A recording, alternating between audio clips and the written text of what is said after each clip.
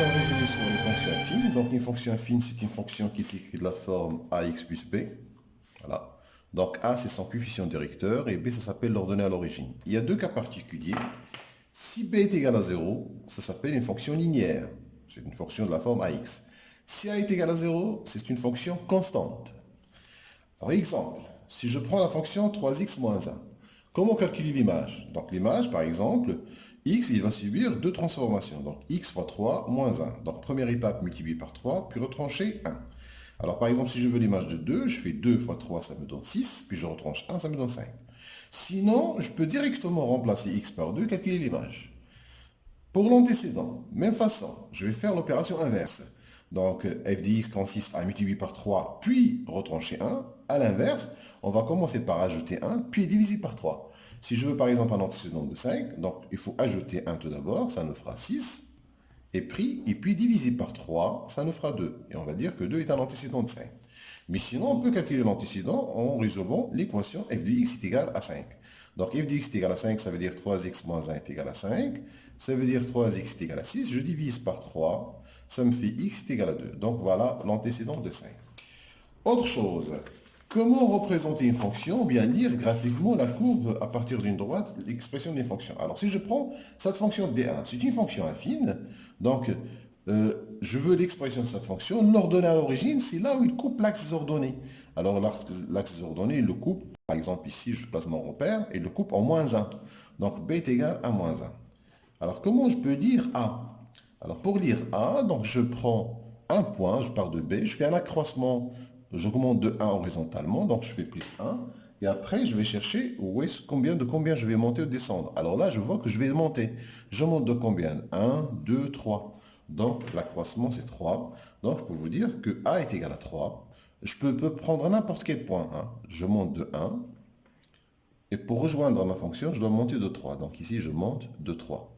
Donc A, en fait, c'est 3 sur 1. Mais là, quand on augmente de 1, on compte que de combien on augmente ou on descend. Donc A est égal à 3. Donc voilà ma fonction f1, c'est la fonction 3x moins 1.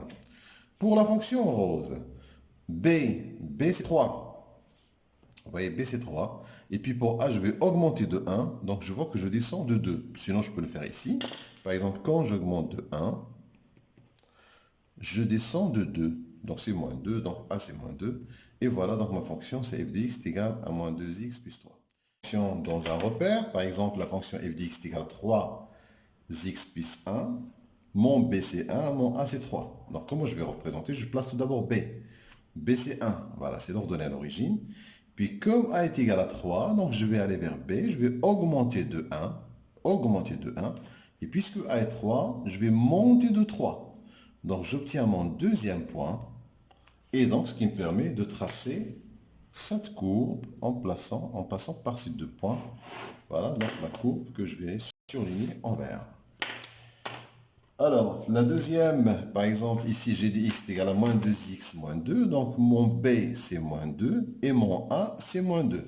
Alors, l'ordonnée à l'origine, c'est moins 2. Donc, je suis là. Et comme a est égal à moins 2, donc j'augmente de 1. Et puis, je regarde a, c'est moins 2. Je descends de 2 pour obtenir un deuxième point. Et je vais tracer ma deuxième fonction qui passera par ces deux points-là. Donc, c'est la fonction g. Voilà comment tracer une fonction. Si par exemple, je veux tracer la fonction h de x est égal à 4, ben ça c'est une fonction constante. H de x est égal à 4. Ici, l'ordonnée à l'origine, c'est b, c'est 4. Voilà, c'est 4. Et a, c'est 0. C'est-à-dire que si j'augmente de 1, je vais ni monter ni descendre. Donc ça va être une droite horizontale. C'est une fonction constante. Voilà pour la fonction h ici. Donc je vais la surligner en rose. Un graphique, l'expression d'une fonction f. D1, D2 et D3. Donc, je vais commencer par ma fonction D1 qui est en vert. Là. Donc, D1, je vais l'appeler la fonction G. Alors, à quoi est égal B? B, c'est 1. Vous voyez, B, c'est l'ordonnée à l'origine. C'est là où il coupe l'axe ordonné. Donc, B, c'est 1. Alors, pour trouver A, là, quand j'augmente de 1, c'est pas exact, mais je vais prendre deux points d'intersection avec les carreaux, deux points bien précis, par exemple. Celui-là, c'est-à-dire des valeurs exactes. Alors, qu'est-ce que je vais faire? Alors ici, je fais vertical sur horizontal pour A. A, on va abréger en disant vertical sur horizontal. Alors, je vais partir de ce point-là à ce point-là en faisant triangle rectangle. Donc, j'augmente de 1, c'est plus 1, c'est vertical, donc c'est 1. Horizontal, c'est 3. Donc, mon A, c'est 1 tiers. Et je peux vous dire que ma fonction f1 de x, c'est 1 tiers x plus 1. Pour la fonction qui est tracée en orange, que j'appellerai f2, mon b, c'est moins 1. Alors pour trouver a, je vais prendre deux valeurs. Je vais prendre cette valeur et cette valeur, par exemple, 2 points. Ça et ça. Et je vais faire vertical sur horizontal. Regarde, vertical, c'est je descends de 3. Donc c'est moins 3. Horizontal, j'avance de 2. Donc ça me fait moins 3 demi. Donc je peux vous dire que ma fonction f2, c'est moins 3 demi x, moins 3. B, c'est 5. Et comment je vais trouver A?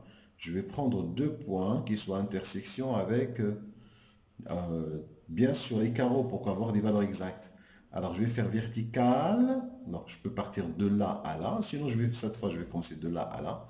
Donc vertical, c'est moins 2. Horizontal, c'est moins 4. Et donc j'aurai 1 demi. Et je peux vous dire que ma fonction f3 de x, c'est égal à 1 demi x plus 5.